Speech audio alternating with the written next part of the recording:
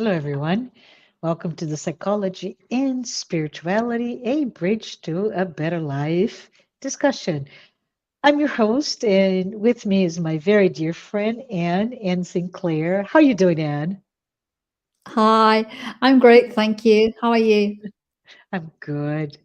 But for all of you that are joining us today, if this is the first time you're watching this podcast like program, please note that our program called The Psychology and Spirituality, a bridge to a better life. It has weekly discussions, right? And they're totally based on the work by Joanna de Angelis. And we're here today, Anne and everyone, to offer this safe space so that we can perhaps confront, compare, correlate, and even expand our spiritual or spirituality concepts from a psychological lens. And we're here to do this so that we can perhaps bring insights, some tips, and even some real world advice to help you and I live a better life. Anne and I will discuss some aspect of a big topic, right, Anne? Health and well being. And we know there are so many nuance, so many things that we can talk about, but we're going to just have a brief conversation based on a wonderful work by Joanna de Angelis on the subject. The book it is, and I'm going to translate it from its original in Portuguese. It just says "Moments of Health," um, and it talks about our well-being, our health, and also, of course, really the blessing that it is to be healthy. So, with that, I wanted to say before we start a conversation, Anne, I wanted to perhaps recognize the organizations who are sponsoring this program, and they are the TV Mansão do Caminho, the Internet United States Spirits Federation. I'm all over the place today, and let's start it again. TV Mansão do Caminho, the United States Spiritist Federation, the International Spiritist Council, and another one, which is the in English would be the Spiritual Medical Association. In Portuguese is AME Brazil, the group of individuals that created a psychology nucleus in that medical association to really dissect psychological concepts found in the works by Joanna de Angelis. So we're here today to talk, and I invite all of you to provide your, I don't know, messages, feedback, any thoughts that you may have, any questions in the chat window, and we get to them as soon as we get some time. But Anne, I wanted to say to you that when I started just reading the book, and Jonah DeAngelis started talking about the fact that if you want success in anything that you do, any endeavor, you really should plan it well. Don't know that you know, and by professionally, I'm a project manager. So she spoke to me, right? She brought to me to my comfort zone, which is if you plan, if you think, if you analyze, if you schedule, you get to a much better uh, position to reach the right outcome. And I just wanted to know, maybe you can talk to us a little bit about what does it mean? How does planning something have to do with health anyways? Thank you, Marcia. Yeah, Shona, she always surprises us when she comes to different subjects from unusual angles. But Right. I think it's really helpful because a lot of us might not think about our health until we have a problem of disease, until Yes. we lose our health. But what she is suggesting is that in order to have good health, you need to make a plan. And it says you get, you reap what you sow. So Yeah. if you make a plan and for good health, you will get good health. and just thinking about what are the things that impact on our health. So we know that, like, we are living in a world of matter, a very materialistic world. A lot of our healthcare and of things that are available in society at the moment for us, they're like, we get a lot of preventative medicine and, you know, curative medicine. We can be taking vitamins or vitamins, depending which way you like to pronounce it. We could do several things, but she's going a little bit beyond, because she's reminding us that we are spirit. And as a spirit, we are generating energy all the time. That is our thoughts. We are emanating these thoughts like a radiation that's coming from us Hmm. all the time. And that we are immersed in this radiation. And that this radiation is like a cloud all around us, if you like, that is going into our bodies right down to the cells. If we are emanating good thoughts and love and peace and things like that, we can think about the quality of those vibrations that are hitting our cells, that are hitting the different parts of our body. And you can see it's quite soft, right? You can say, "Oh my goodness, Anne, stop! Thoughts and of love. This is too soft." But there's actually some evidence of that, right? There's some really interesting evidence, especially if you go back to the very material aspects of our life, which is as biosocial animals, right? Joanna always brings that notion that we have a biological component to our lives on earth as material beings.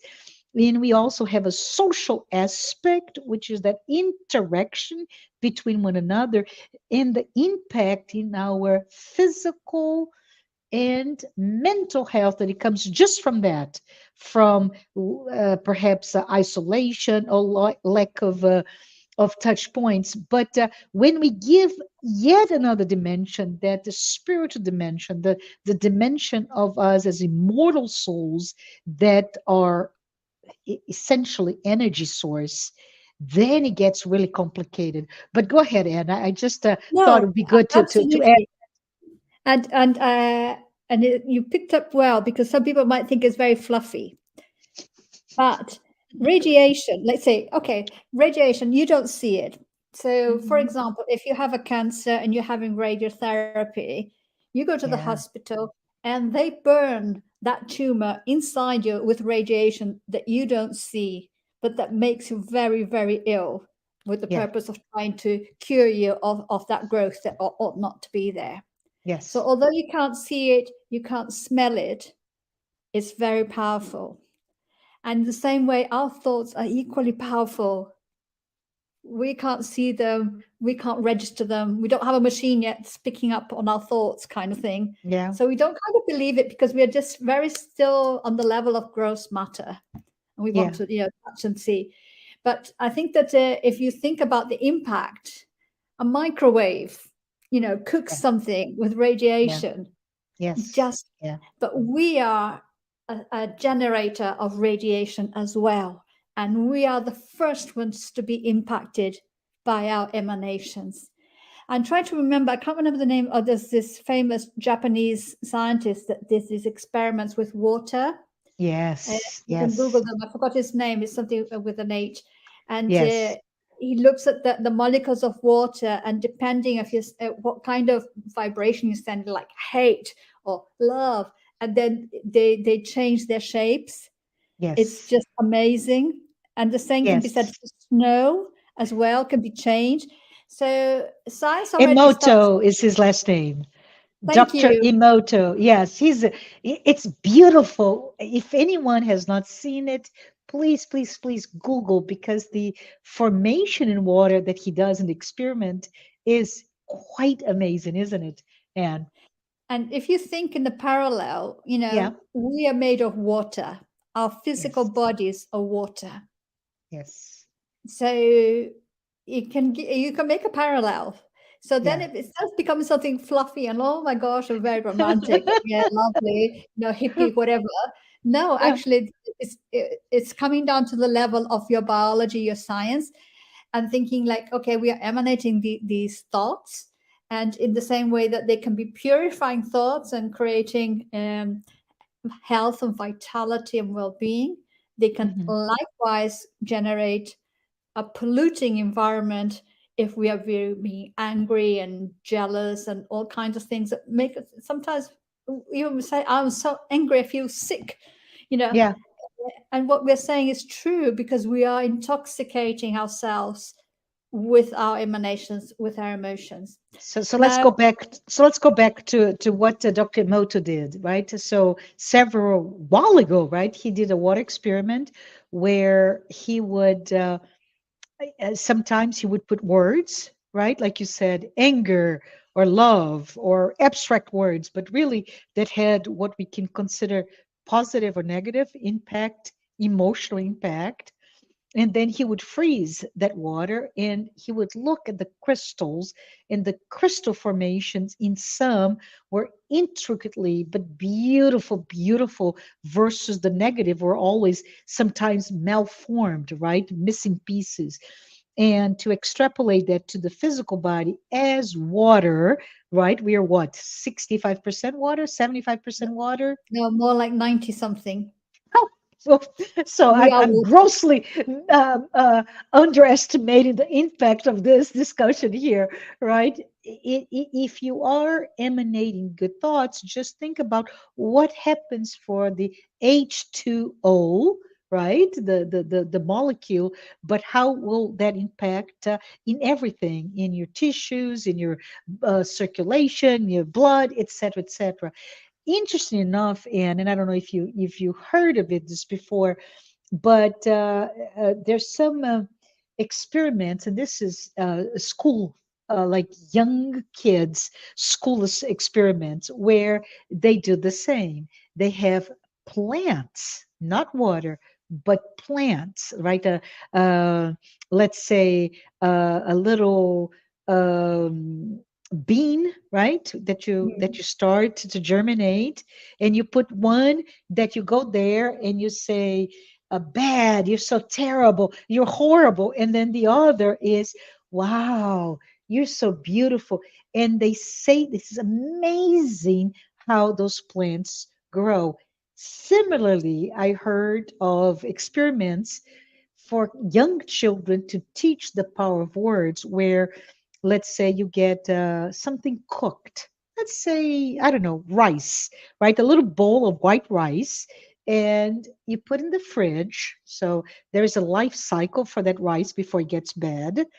And what they found is that the rice that the child speaks really good words and soothing and loving with their thoughts, projecting love, would go 5 times longer than the one that they say you're terrible and emanate all those negative thoughts. So, water, plants, food, us, Us. us, right? We have a direct impact of our health and well-being.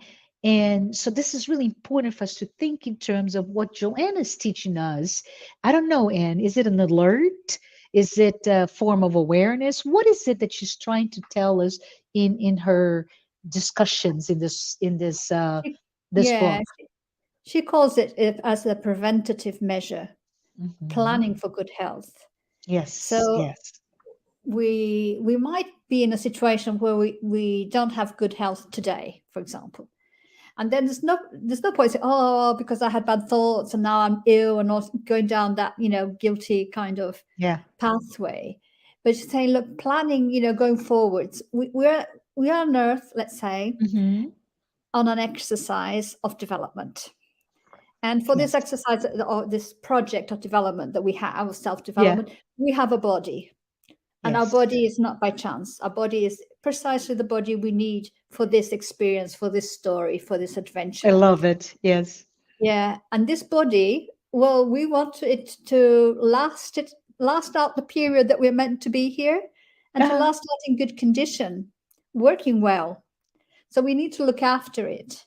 So, like I say, we might be looking after it well, like going to the gym and working out and choosing our food with like paying attention and, trying to have like a good balance and drinking water and those kind of things. But what she's saying is that our thought process, our emotions are just as important, because we are Yes. not just the material body. We are this spirit that's emanating nonstop. Mhm. And we have control over our thought process, although we might not think it sometimes, because by the time we Mhm. realize our thought, it's already out there. But what she Yes. wants us to do is to awaken, you know, to become aware of whom we are, of these Mhm. spirits of infinite possibilities that we are, just temporarily going through this experience on earth, and to regain sort of some sense of, even if I have, let's say, bad thoughts, and and I'm swearing and I'm angry, I say, okay, I catch it. I say, thank you. Now that was, let me just change the channel. Let me Mhm. revert this. It doesn't mean like to repress your emotions, because that's not healthy either, but it's to Yeah. recognize them and rein them in and say, how can I, instead of keeping in this wheel of continuity. For example, if you're angry, let's say, and complaining. So I have some WhatsApp groups, from neighbors and things like that. And then sometimes somebody comes in and complains about whatever, you know, the road, the hole in the road that nobody's fixing. And then another neighbor comes in, oh yes, that hole in the road is a nuisance. And then somebody else comes in, oh yeah, that hole. And then we all, yeah, but that's not the only hole. Further down, there's another one. Oh yeah, and then over there, they fixed it, but they didn't fix it well, and that's why. And we just get into this whole sort of continuity of feeding on each other's negativity without even realizing it. Can I say something to it? Because I think it's important. Because on one hand, in your case, is complaining, right? It's just an Mm, evidence of as we complain and we can feed almost in a mono ideation or a fixated theme. It is a whole. It is a nuisance. The government or the whatever organization that's supposed to take care of it is not doing it, and you're just doing it. But it's important for us to maybe do another experiment here. Is that okay, Ed? yeah. Like, which is called resonance, right? We Mm, started this discussion about energy, physics, right? And a thought process is a wave, right? A yeah. physical wave, just like my words is an expression of how the sound that I make when I articulate a thought with my vocal cord. So the wave, but there's also a resonance. The more there are thoughts in this case that are the same wavelength, a wave or frequency, the stronger the thought will be, which is what you're talking here, correct? And I think from an experiment perspective, it is like this. Two people, two friends. This is I'm going for very very basic here, Anne. But if I say like, "Hey, Anne, nice meeting you. It is so good to be here. Um, I wonder if you like coffee."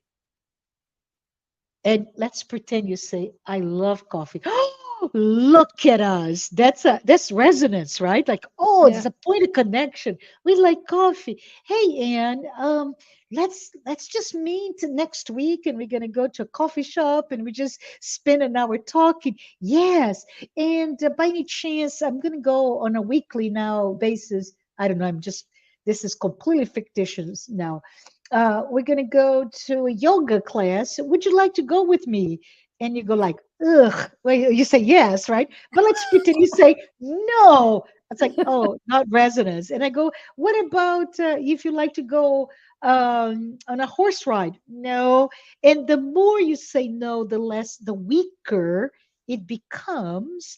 But the more we come together, the stronger it is. So, why am I saying that? It is because the resonance in that ideation of, say, the pothole that you're talking about, the more your thought will be feeding, if you will, that energy that will indeed um, interact with your well-being at a cellular level, right, at the molecule level, versus the other. If we are in tune, and I am saying this in relationship to a prayer, right?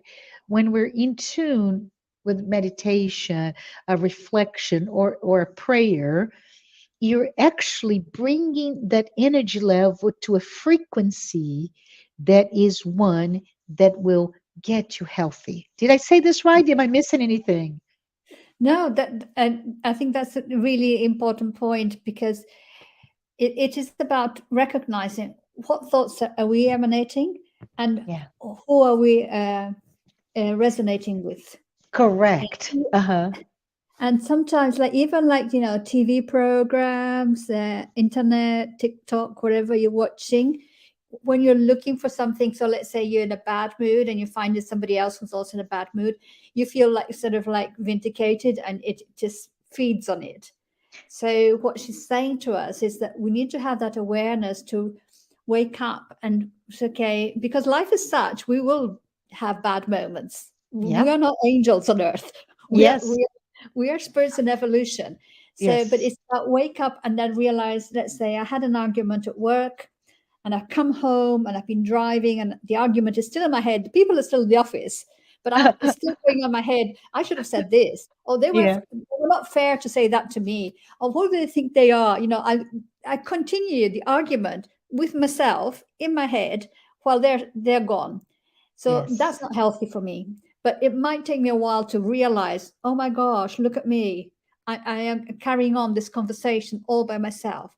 I need to change my channel. I need to Yes. change where my thoughts are going. So it's about learning what works for you. For some people, they put on a channel of music, like a completely, different type of music or something that they get connected to.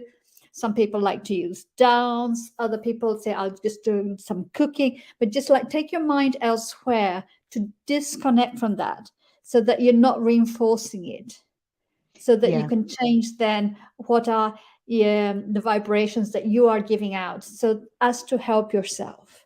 Yeah, and But I some often people, think, right, and I often think we are a society of distracted individuals, right? There are in a single day, 24 hours, a number of out inputs to how we think that can distract us or derail us from what we plan to be, to do, to exhale, if you will, in terms of what we that energy that we want to be in a healthy state. But we are distracted, and I find it interesting. If you think about it, you just mentioned work and a problem and people moving on, and you still got caught in that feeling.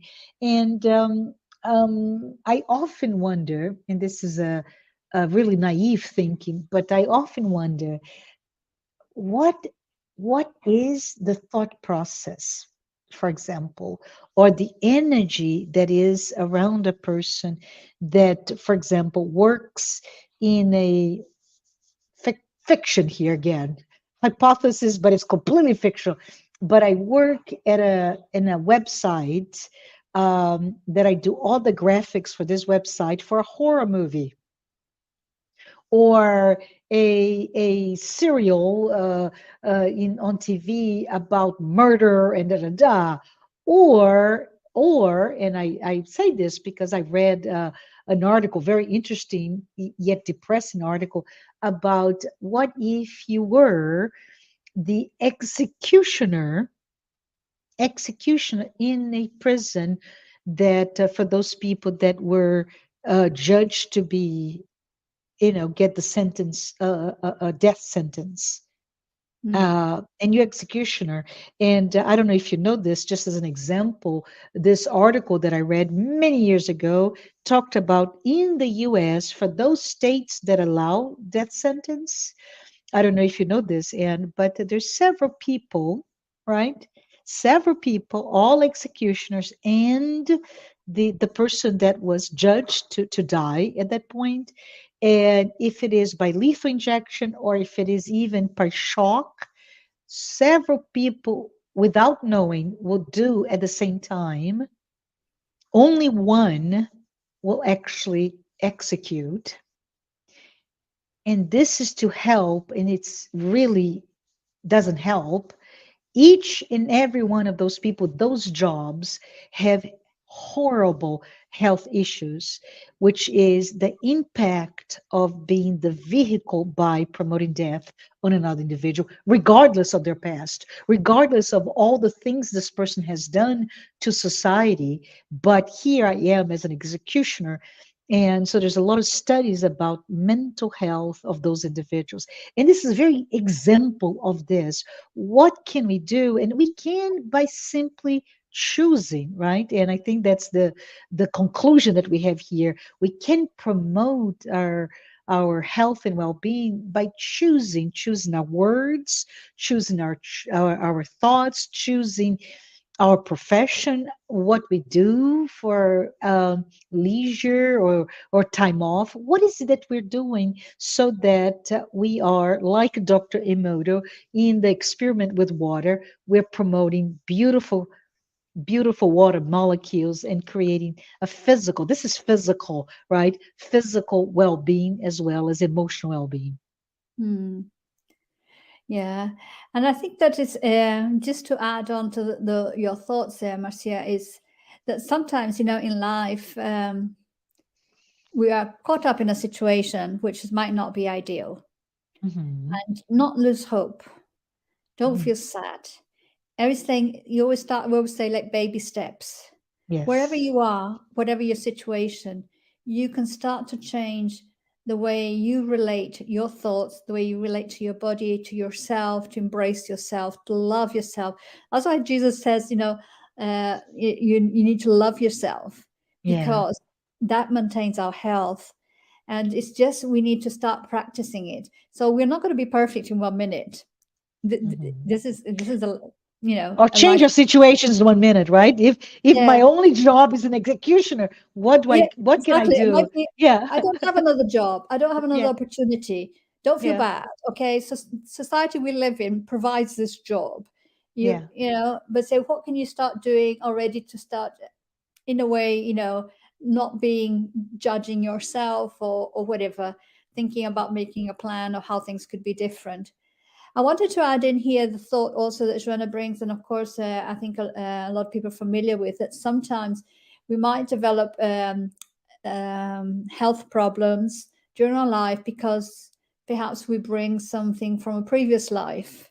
Some people will call it karma. Other people would say, well, in a previous life, we created an energy imbalance that now has to be redressed in this Hmm. life, and that we're going to have to deal with this. And sometimes this can be really serious and big things, and not to feel also bad. Oh, I must have been a horrible person. Look what's happened to me. I've got this cancer now, and no, it's just thinking like I have now the opportunity to redress this. Gratitude. Thank you. I can redress this now. I can change this now. Even if my body is aching and not feeling well, this is an opportunity of renewal, of growth. I think that's Yeah. so beautiful. So you would find, like, on the same cancer ward, you find people who are, in peace with their cancer and trying to work it out as best they can together with their body. And you find other people who are really angry and think it's not fair and that they can't understand why this has happened Yeah. to them or why me, kind of thing, which is a very normal and human reaction. No, no, Yeah. no judgment, but I'm just saying, like, you have these different types of presentations depending on where that spirit is in terms of understanding the the function of disease in our lives. Can I Disease tell you a sometimes is a story? blessing, Yeah. Yes. sometimes Yes. it's a blessing. Can I tell a story about someone that I know? Yeah, sure. It's a personal story. It's a real story, but it's somebody who spent his entire. This is a guy who is he spent his entire life as an angry person. So let's just in our minds, let's put all that we can think or emulate in our thoughts of an angry person. And in anger, as we know, we discuss a lot of anger and mental health. But in anyways, anger just to digress a little bit, anger is just one of four basic emotions everybody has, right? Everybody, from a psychological profiling, it's a mechanism of survival, right? That leads you to react in relation to a threat, outside threat. Joanna, when she talks about anger, she talks about, let's think about it. Our threats, caveman threats, were very different than our society today, where we're insulated from physical threats, and they shift, right? Those threats shift into external dangers to destroy our egoic constructions in our personality, in our lives, right? So that's all it is. I, whenever I portray that I am this person and there is a threat to that image that I create, then I have a reaction that can be a reaction of anger. Well, this angry man not only was anger about everything, this is a long history, decades of just being angry, angry with his coworkers, angry with his boss, angry with everybody, and disproportionately so. If anything real happened. So you talk about pothole, I get into a pothole, instead of going like, oh no, I got a pothole, but it's okay, we're moving on. He would just go on into expletives and all of this. This man was so angry, and it's very saddening to say that, I found from somebody else that he was actually going through a long, intricate plan to commit suicide. That's how angry he was. He was so angry with himself and life that he wanted just to kill. So there he is. I found out that he is about 5 years in the making on the elaborate scheme to how he's going to kill himself in the manner that will be least disruptive to everybody else. And then he gets cancer. And guess what? As hard as it is to see him, through the diagnosis and the treatment and chemotherapy, every single time that I personally seen the photo of this man who was angry his entire life, he's much older than I am, so angry his whole life and actually planning to kill this life, every single photo he was smiling and happy. Isn't it funny? And when you talk about, in the cancer ward, how some people will react, in this case, I can tell you, and I speak from the heart, that that disease, in this case, how difficult it is actually addressing something that he had in the majority of his life and he was unable to touch upon, and now he's embracing the healing through the body and healing potentially his spirit. Just a thought. Mm. Yeah, that's really interesting, because it's about thinking about disease, illnesses beyond the material point of view. Yeah, Hmm. they are material manifestation.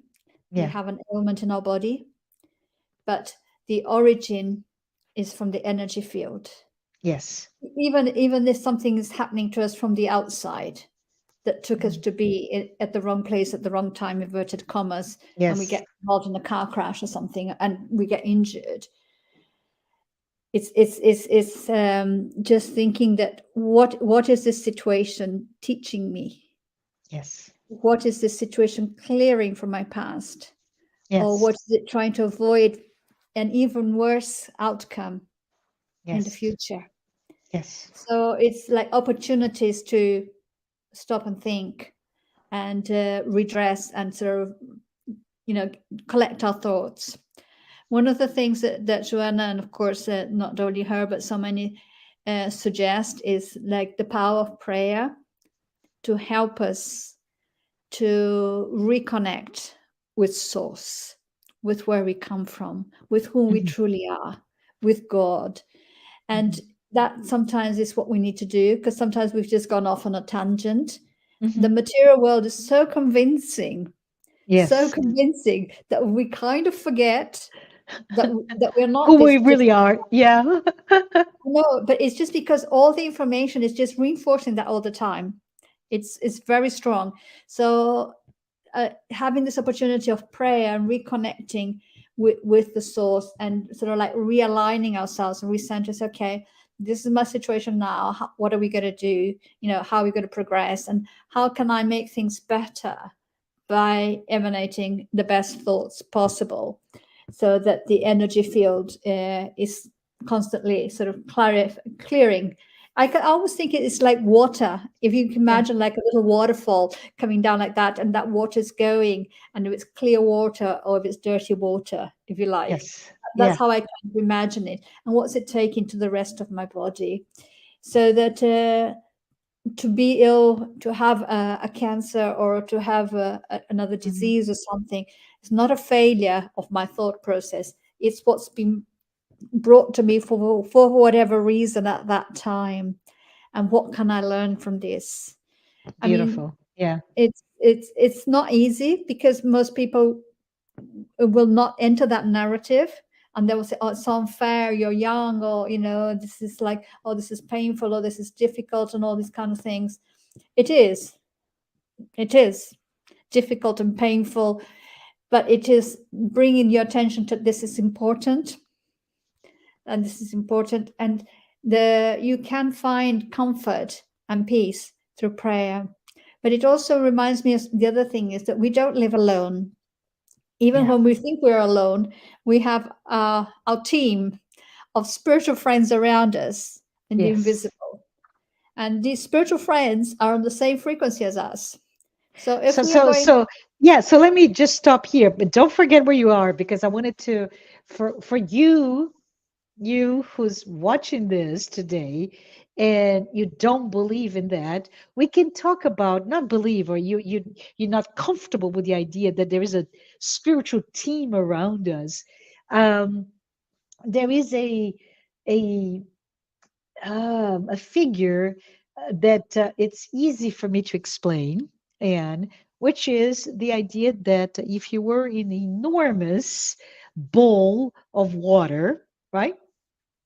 And in the water, we add lots and lots and lots of ice cubes. So we have ice cubes and you have water, and some of the ice cubes will turn into water again. And if you refreeze, they'll become to ice cube. And that is kind of a neat way to understand reincarnation, right? Not only in the sense that it's all again water. Today's theme is water, right? H2O molecule in a denser or not so dense um, uh, configuration, right? Ice or water, but also that one can turn to the other and vice versa. But the fact that we also, if we look at ourselves, the denser selves, the ice cubes, we are around of us, there's many other water molecules, our team of spirits that are with us at any given time. hmm, yeah, and we do, yeah, attract like for like. Yes, yes, yeah, It's the same, like we say, if you go, let's say, to watch a concert, you yeah, will have people who go there, the people who like that kind of music.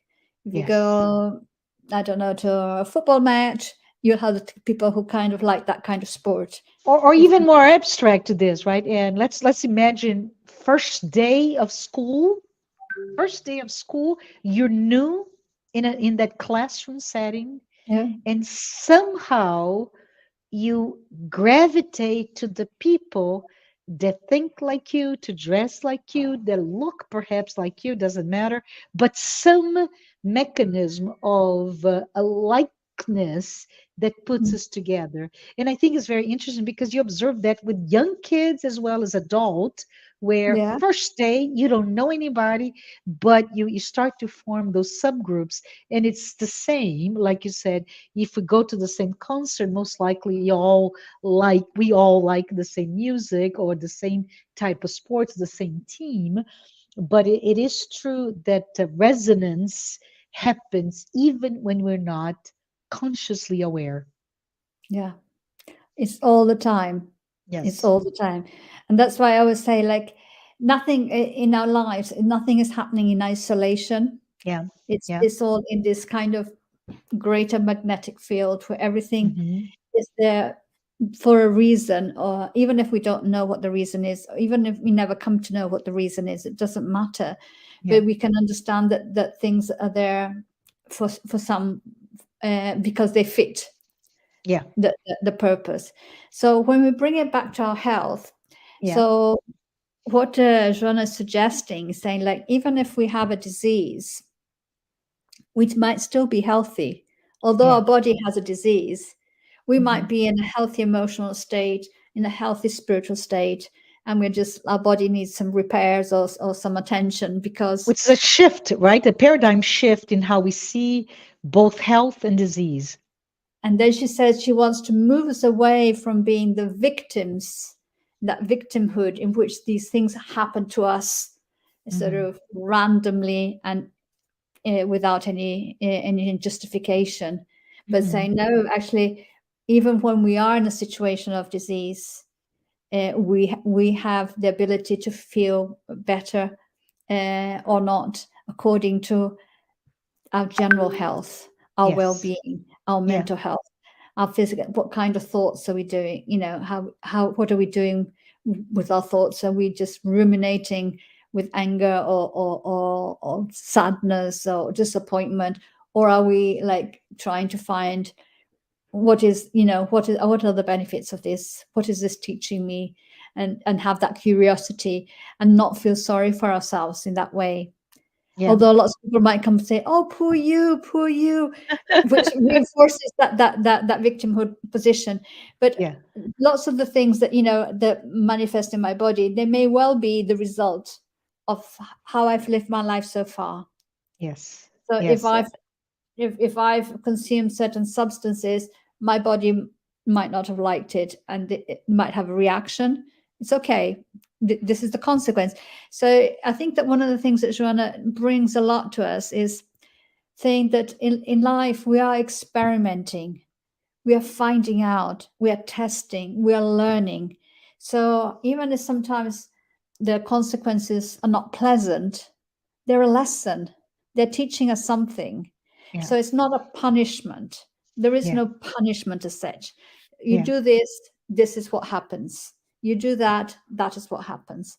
So we are Yes. learning what are the consequences of all our actions and our thoughts and our way of being.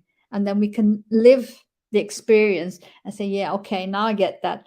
So let's say, give an example, like when you're younger and you might go out partying too much and have too much alcohol, and then the next day you have a hangover and you go, oh, Uh-huh. this is horrible, I'm never going to do this again, I feel so bad, I feel so ill, I feel so unwell.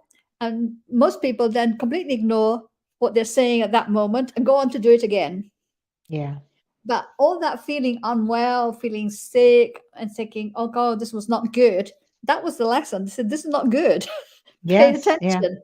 Yeah. But And as of we course, go. when you said we are immersed in a context to which there may be pressures for you to behave a certain way, to do certain things, but it's 100%. up to us to be aware on what is the impact on my health and well-being. Yeah, and we need to take responsibility for our health and Hmm. well-being.